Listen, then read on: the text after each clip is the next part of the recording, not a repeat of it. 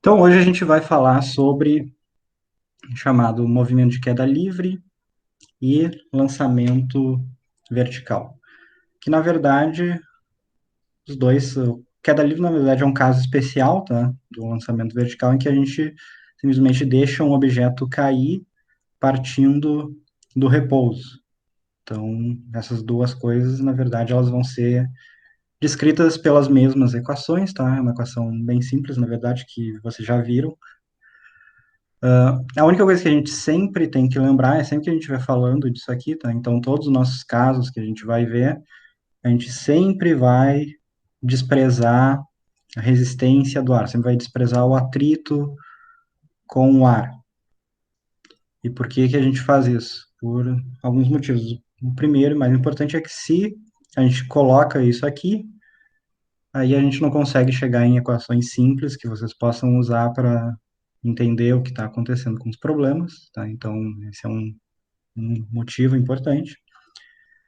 E o outro motivo é que, em muitos casos, tá, quando a gente está falando de coisas se movendo com uma velocidade baixa, então, por exemplo, um objeto que vocês deixem cair agora aí do lado de vocês, ele vai fazer um movimento de queda livre, basicamente sem resistência do ar, tá, que a gente pode desprezar isso aqui. Isso vai ser válido quase sempre. Então, se vocês quiserem experimentar para ver qual é a diferença que acontece quando a gente tem resistência do ar e quando não tem, vocês podem fazer o seguinte experimento, se tiverem condições aí nesse momento, que é pegar uma folha de papel e pegar na mão de vocês e simplesmente soltar ela. Tá? E se vocês fizerem isso, vocês vão ver que essa folha de papel ela vai cair devagar. Ela vai demorar um certo tempo para cair, vocês vão conseguir ver bem a queda dela, para onde ela inclusive vai fazer algum movimento lateral, ela não vai só cair para baixo. Agora, se vocês pegarem a mesma folha de papel e amassarem bem ela, e transformarem numa bolinha pequenininha, e aí deixarem cair ela, agora vocês vão ver que ela vai cair basicamente numa linha reta e bem mais rápido, tá? Então, se alguém quiser, tente fazer isso aí. E qual que é a diferença entre essas duas situações? É a mesma folha, na verdade, né? Vocês não trocaram a folha, vocês não mudaram nenhuma propriedade dessa folha, exceto a geometria dela, exceto o formato dela, né? E o que vocês fizeram, que explica essa diferença na queda da folha quando ela está aberta, uma folha normal, e quando ela está bem amassada, pequena, é justamente que quando a gente amassa a folha, a gente consegue diminuir bem esse efeito aqui de resistência do ar, tá? Que altera o movimento dessa coisa, e a gente vai para uma situação mais próxima do que é um movimento sem resistência do ar. E aí vocês podem também comparar isso com a queda, por exemplo, de uma moeda ou alguma coisa, uma pilha, uma caneta, né? Que vocês tenham e possam deixar cair no chão. E aí vocês vão ver que quando essa folha de papel está amassada, ela vai se comportar basicamente da mesma maneira que uma moeda, por exemplo, caindo no solo. Tá? E aí vem a questão, bom, do que acontece, né? Então, só para a gente colocar de uma maneira mais clara aqui, então, o movimento de queda livre é o seguinte: a gente tem aqui o solo, vamos botar em preto aqui,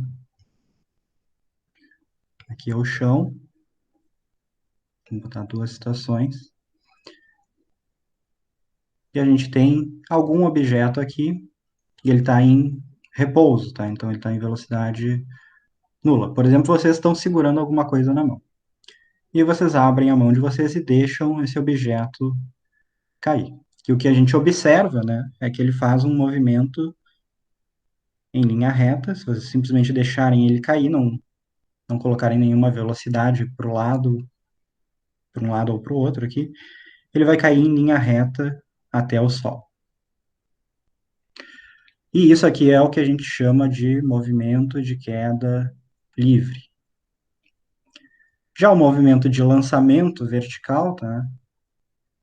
É quando a gente tem alguma velocidade inicial. E normalmente é um objeto que está no chão, por exemplo,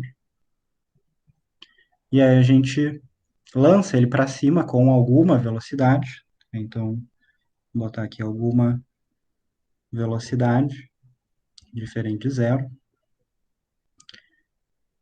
E o que esse objeto faz, o que vocês sabem que ele faz, né? Se vocês não pegarem a mesma bolinha de papel agora e jogarem ela para cima, tentarem jogar ela o mais na vertical possível, né? O que vocês vão ver é que ela vai subir em linha reta, vai chegar em algum ponto de altura máxima e vai descer. E voltar para a mão de vocês, se vocês conseguiram jogar ela exatamente em linha reta e mantiveram a mão no mesmo lugar, ela volta exatamente para a mão de vocês. Aí a nossa questão agora é como descrever esse movimento. E, na verdade, a gente já tem todas as ferramentas para descrever esse movimento que acontece, né? Porque quem sabe que tipo de movimento é esse aqui, tanto o movimento de queda livre quanto o lançamento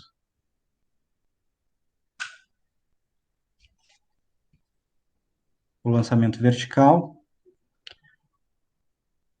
Aí eu acabei de dizer para vocês que nos dois casos a gente tem um movimento em linha reta, né? Portanto, tanto isso aqui quanto isso aqui são movimentos retilíneos. E que movimentos retilíneos que a gente viu até agora? A gente viu o movimento retilíneo uniforme, e o movimento retilíneo uniformemente variado. E esses dois movimentos, que na verdade é a mesma coisa, basicamente, tá? Só as condições iniciais do movimento que são diferentes, porque esse aqui ele estava em cima e velocidade zero, e ele caiu, e esse aqui estava embaixo com alguma velocidade, ele subiu e desceu. Mas fisicamente esses dois movimentos são descritos da mesma maneira. Agora o que eu quero saber é, esses dois movimentos aqui, eles são de quais desse tipo aqui que a gente acabou de ver? Um movimento retilíneo uniforme ou é um movimento retilíneo uniformemente variado? Então é exatamente isso, tá? Então vejam que é a mesma coisa que a gente já vinha estudando, tá? Então, movimento retilíneo uniformemente variado. A única diferença é que antes a gente dizia que a gente estava se movendo na horizontal.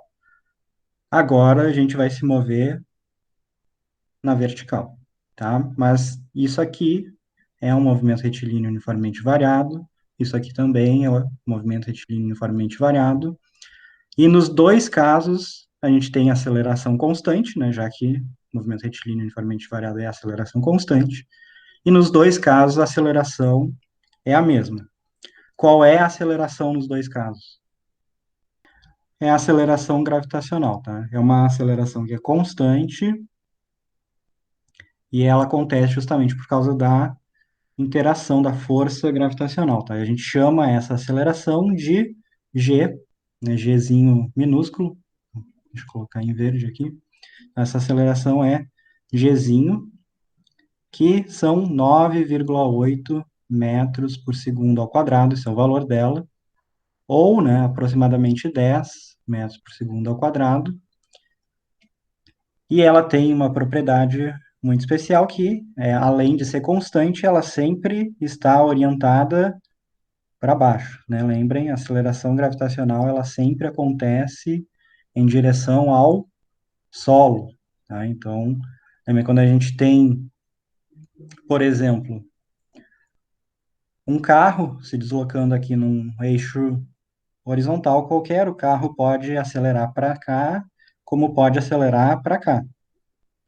Agora, a aceleração gravitacional, ela sempre acontece orientada para o solo, tá? Então, as coisas, pelo menos se elas forem objetos que não têm um motor próprio, se não for um foguete, por exemplo, ou um avião, elas sempre vão acelerar para baixo, né? Então, sempre que for queda livre ou lançamento vertical, a aceleração sempre acontece para baixo.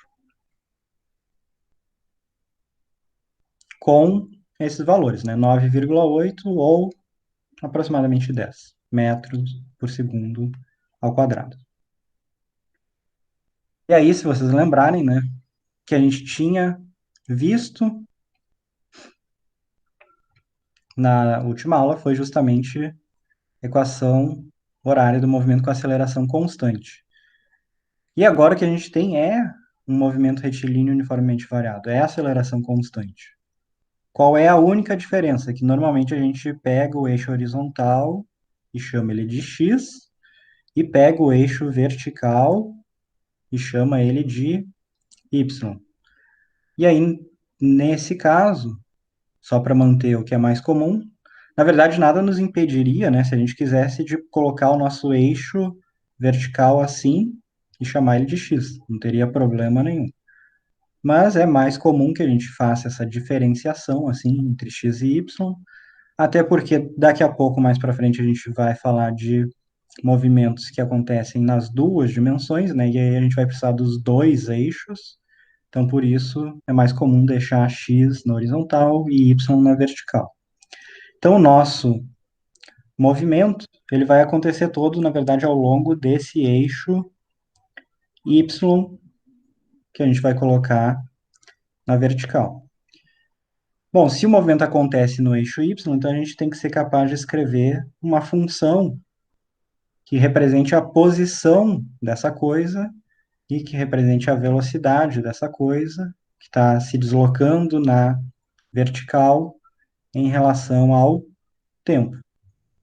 E aí, né, então, alguma coisa que está, por exemplo, subindo e depois descendo, ou só descendo, não importa. E a minha pergunta para vocês é: vocês sabem como vai ficar essa equação para y e como vai ficar essa equação para v? O que que eu escrevo aqui? Isso aqui é igual ao quê? Isso aqui é igual ao quê? Qual é a expressão matemática que a gente tem aqui? A equação é para movimento retilíneo uniformemente variado, certo? A gente acabou de falar que esse movimento em y é um movimento retilíneo uniformemente variado. E a gente tem aqui, em x, uma equação para movimento retilíneo uniformemente variado. Então, só porque a gente mudou o nome do nosso eixo, eu deixei de chamar ele de x e passei a chamar de y, isso não significa que as equações vão ser alteradas. Porque lembrem, o tipo de movimento, a física é a mesma, é movimento retilíneo uniformemente variado também. Então, o que que a gente vai escrever? Simplesmente trocar esse x aqui por y, tá? Então, isso aqui fica y0 mais v0 vezes t mais a t ao quadrado sobre 2. E v de t também é a equação que a gente tinha visto, né? Lembrem, quando a gente viu essas equações, aqui tinha também a equação para velocidade em função do tempo, né? Velocidade em função do tempo era v0 mais a vezes t. E isso também vai continuar a mesma coisa, v0 mais a vezes t.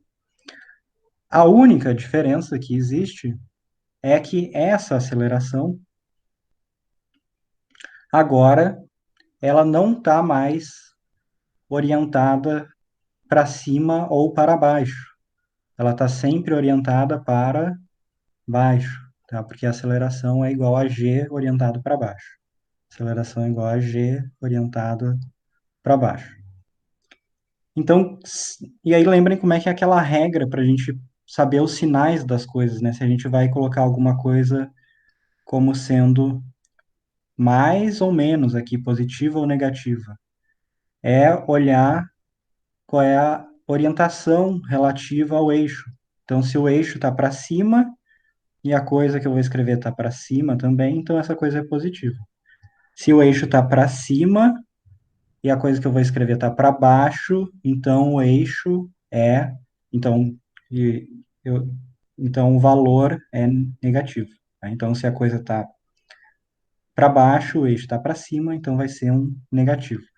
Então, na verdade, essas equações elas vão ficar Y0. O que que significa Y0? É a posição inicial em Y, tá? Então é algum valor. Se tiver no solo, normalmente a gente diz que é zero, mas pode estar aqui em 1, 2, 3, 4, 5, seja lá o que for. Mais a velocidade inicial, e aí a velocidade inicial, quando a gente for colocar aqui nas equações, a gente vai ter que notar se ela está para cima ou para baixo, para saber se usa um sinal de mais ou menos. Mas a aceleração, a gente já sabe que é g, lembrem, né? G igual a 9,8 ou aproximadamente 10 metros por segundo ao quadrado.